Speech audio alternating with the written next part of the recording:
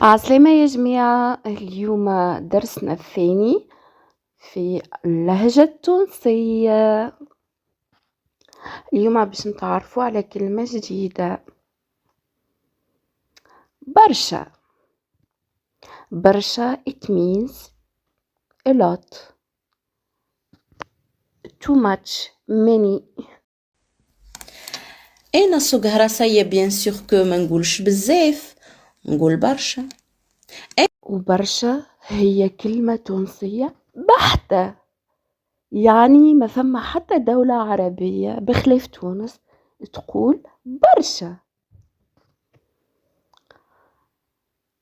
بالنسبة للكلمة الثانية واللي هي تونسية بحتة، زوز. زوز it means two, like two people, two books.